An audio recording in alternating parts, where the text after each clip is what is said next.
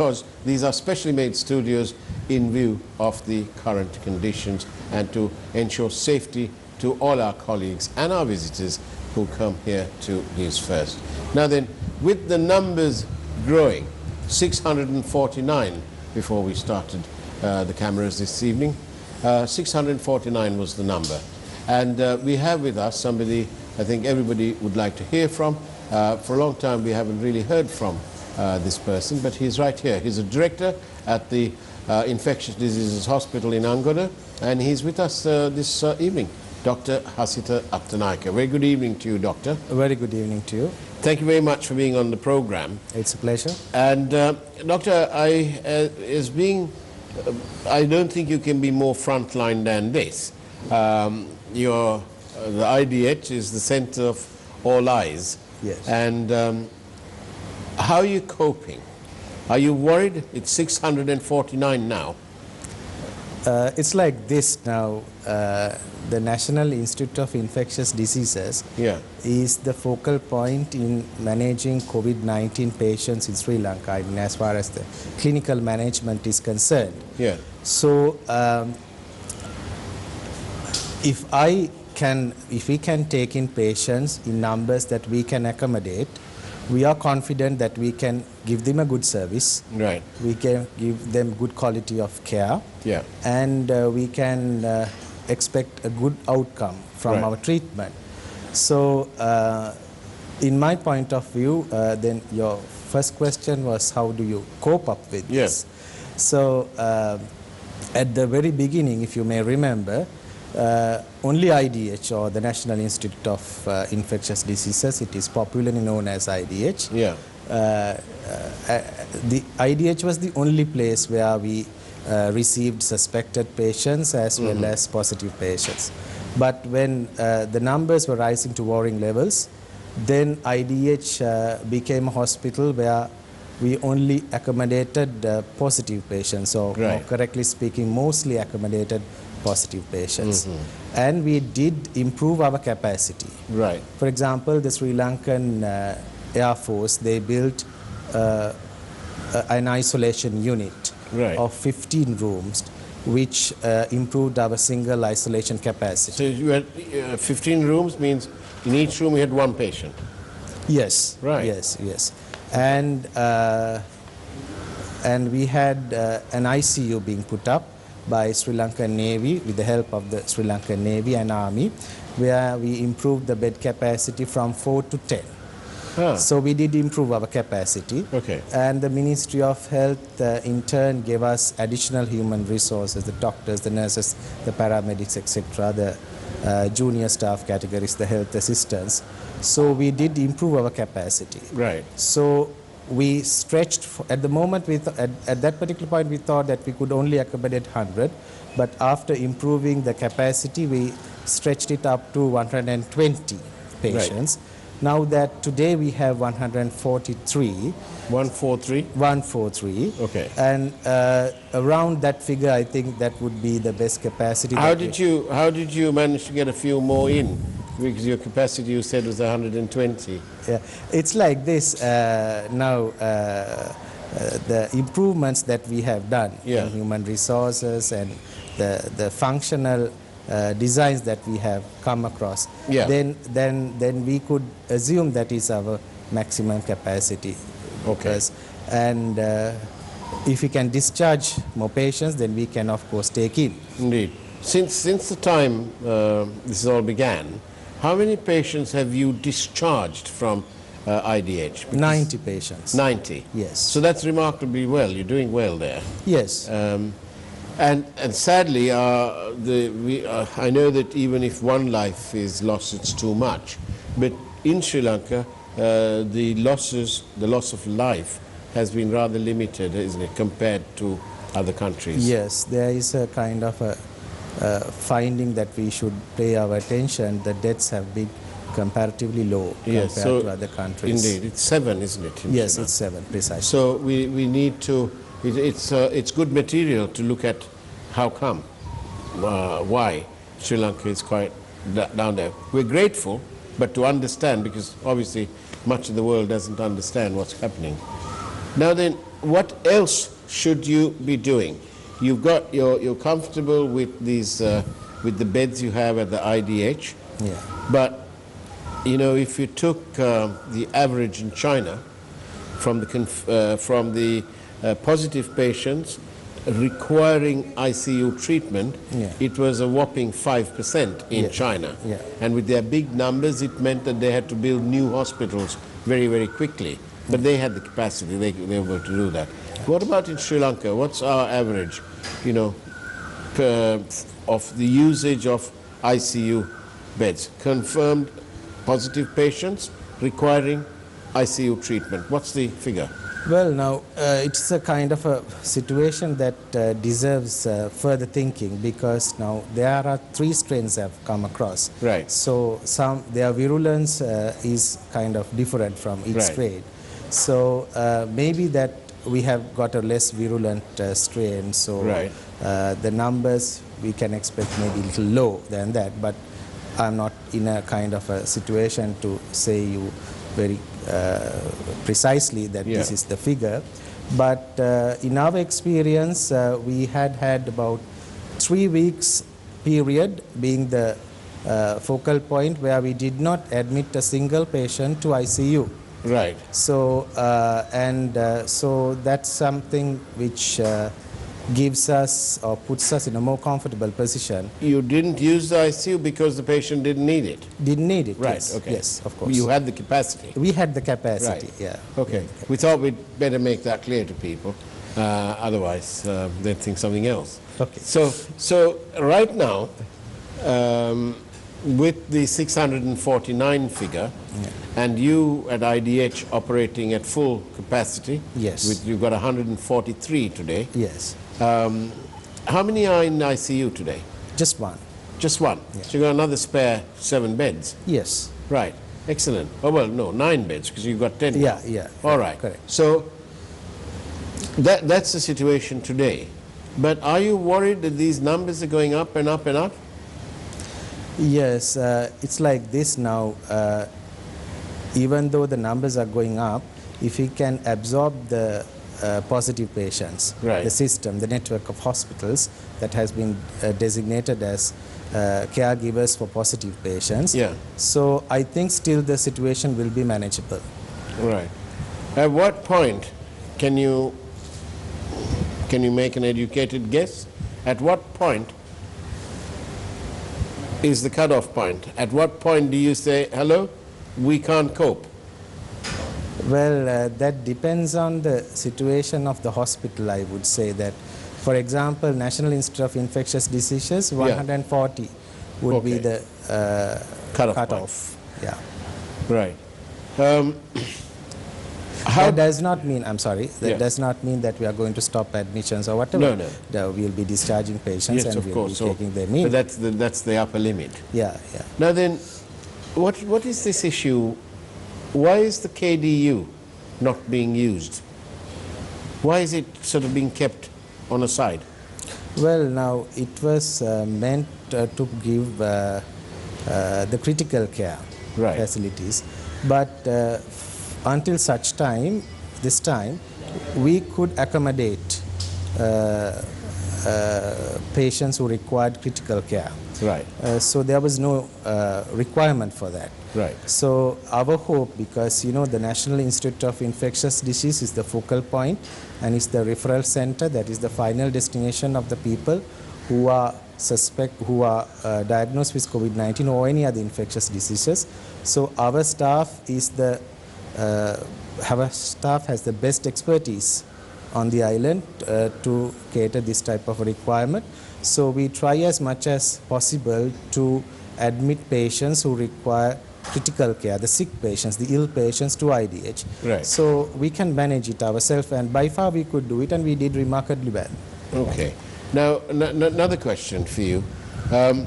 When it comes to these measures that the government have taken, including the lockdown measures, Yes. or the curfew conditions, Yes. the requirement to use masks and you know, keeping your distance. As you can Yes. see, we are very well distanced away from each other, Yeah. and we are miles away from our cameraman. Yeah. So, we are being distanced.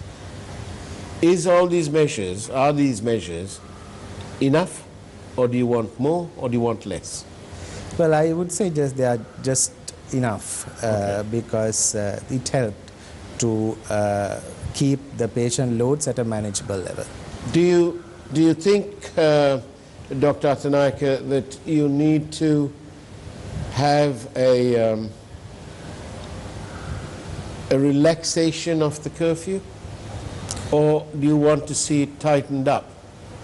Well, it has to be, it's not only the medical perspective that these questions reasoning out.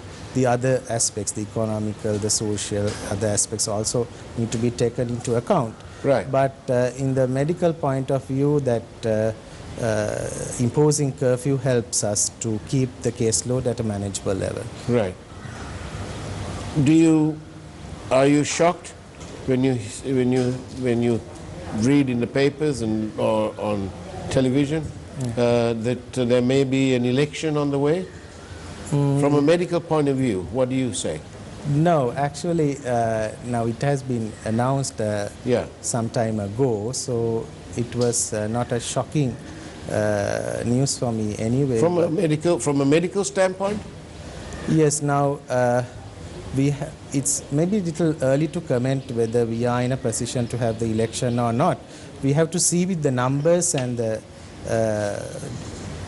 behavior of the disease. Indeed. Because we need to find how this strain behaves in Sri Lanka, what type of complications that our patients might run into, and what kind of outcomes that we entertain.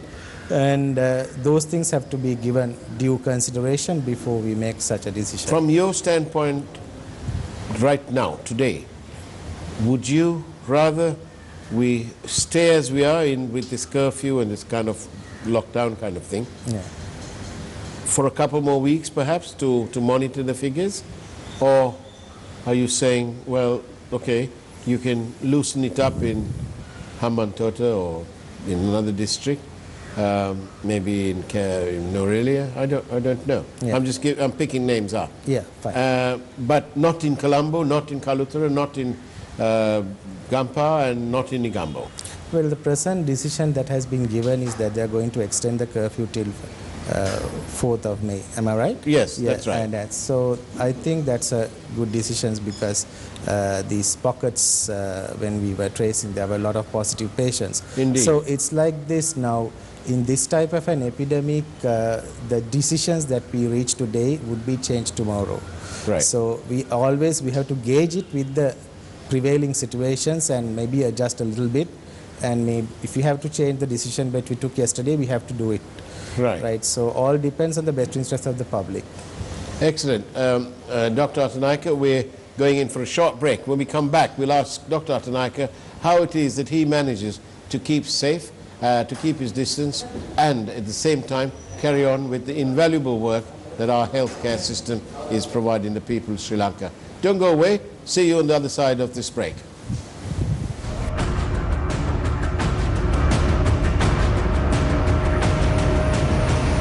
Newsfirst, Newsline with Faraz Shauketaly. Does your business belong to one of these marketing communication industries? The Market Research Society of Sri Lanka invites you to join a Marcom initiative to estimate the total value of the industry with the aim of engaging the government. WhatsApp 076 887 0757 to receive the registration link.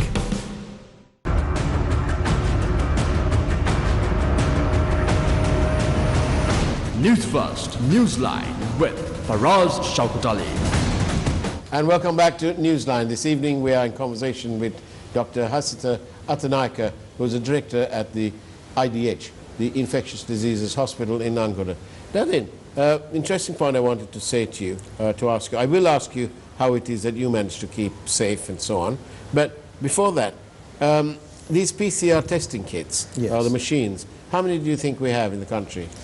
Well, I can't give you a precise figure because now what we are what we are using at the moment is the ones that we have in the hospitals. Right. So the MRI has a station, and we have recently started up, and few hospitals, maybe like 10 or 12, they have started up. And so there was a suggestions to use the PCR machines Right. in the universities of Sri Lanka and other higher educations, but I don't know whether there can be. In an ideal world, Doctor, how many would you like to see Sri Lanka have in view of these rising numbers, and to help us with our voyage of discovery, to find out really where is the peak? Yeah, it's like this. Then again, you have to gauge it with the situation. Yes, but the more it seems to me that now that we've started testing, it could be one of the reasons why the numbers have suddenly jumped up. Yeah, it is one of the reasons. Right. Yeah. How do you think the naval personnel got infected so in such big numbers, 130? Yeah. Or 180, sorry. Right. Maybe that there was one or two people were involved in going for hunting for these patients who Oh, in search yeah, operations. in search operations, and so probably with their context they developed it, but I'm not really sure how they actually. It just goes to show, the inside story of that Yeah. would be, it goes to show how critical it is for everyone to maintain their distance, wear the gloves, wear your mask, and Yes, right. use sanitizers Perhaps, and all yeah. sorts of things. I think that is being investigated from the epidemiology unit, Right. as well as the Navy itself. I think they are also investigating it. So And how do you, working in the front line, as I call the IDH, yeah. by the way, please pass our warmest wishes to all your staff there. Thank you. Because we are ever so grateful to you all. The number of people whom we meet and who say these are doing a wonderful job, thank you, thank you, thank you. Thank I you. want to ask you, how do you keep safe? How do all of you keep safe? It's like this now. If you permit me to explain a little bit. Yes. Now, in 2019, we started kind of sensitizing our staff Right. for a possible outbreak. At that point, we didn't know of this COVID-19, but we knew of Ebola, which was declared as a public health emergency of international concern. Yeah. So we had training programs, kind of stimulation drills for our staff members, including doctors, nurses, paramedics, and health assistants. And we had stimulation drills. We had them videoed, and we had them reviewed by a panel of consultants, and we revisited and revised those protocols, and we kept our staff prepared for any given epidemic. And Right. one of the core areas that training involved was the personal protective equipment, how to wear them and how to take them off from your body. Right. So the staff at IDH, when this epidemic crept in, they were kind of prepared for an outbreak of pandemic potent. Right. And that was one of the helpful reasons. And the layout of the hospital Yeah. that provides a lot of ventilation, and and it facilitates the infection control in the hospital. And we followed the international guidelines, the local guidelines for infection control, and it was monitored by the infection control committee, which was chaired by the consultant microbiologist. And in such measures, it helped us to prevent COVID getting hospital acquired. Right. So those were the things that we were following. And Dr. Atanaka, as we come towards the end of our program, can you tell me, are you aware how many kits have come into the country, the testing kits? No, not particularly. How many would you think we need? For the country? Yeah. Because now there are different brands. Right. And some can, say one kit can go up to 100, and some 50 or 70, that matter. So it depends on the brand. So I'm sure that... Do you have kits in the hospital? Yeah, we have adequate kits. You have enough? Yeah, we have enough. How much kits. is enough when you've got 140 inside? Yeah. How much do you think? Well, at the moment we have just started our molecular laboratory. We are kind of strengthening it. We hope that we should be able to provide the services required for our patients as far as the diagnostic testing is concerned by ourselves. Right. Okay. So it should be done. And you're not unduly worried at the moment, but can you tell me what is the kind of treatment that you give COVID-19 patients?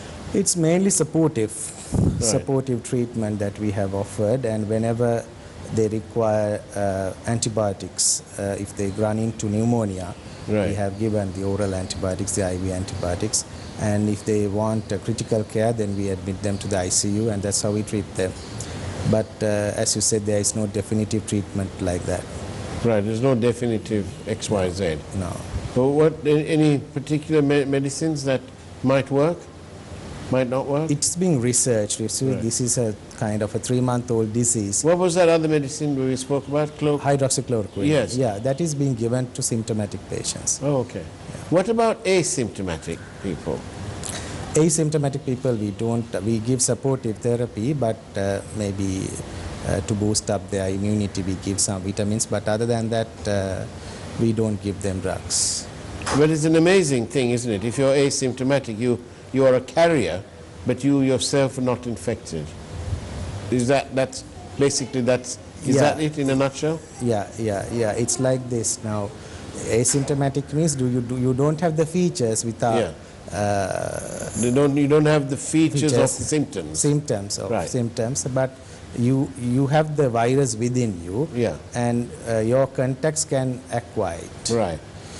I see. So it could be anyone, and they wouldn't even know that they are a carrier, that they're positive, because they haven't been tested. So only testing will find that out. Is that right? Yes, it's you can see it in a different angle as well. So if you are protected, Yeah. right? If you take the maximum precautions that you could take as an individual, Yeah. I'm sure that you can prevent yourself getting infected. For example, from the moment I came to this studio, I watched that you are very careful about the hand hygiene and other things, Yeah. the good health habits that we preach. Indeed. So those things can be helpful. Yes. Helpful to keep you unaffected from this disease. Right. Well, Dr. Atanaika, thank you very much. On behalf of our network, on behalf of, indeed, I dare I say, from our viewers, thank you. On behalf, you're the representative that we see of the frontline workers, the healthcare system in Sri Lanka. I'm terribly and immensely proud that we have such hardworking and committed, dedicated people providing this wonderful care. It must be straight from the heart. And for that, I am absolutely grateful and thank you. Thank you and thanks a lot. And that's the way it was on Newsline. Thank you very much for your questions. Please send them in. We'll take them up on the show tomorrow. And we'll let you know by WhatsApp or SMS as to who that guest will be. And you can then fine-tune your questions. But in the meantime, thank you very much for watching. Take care. Have a great evening ahead of you. And of course, God bless.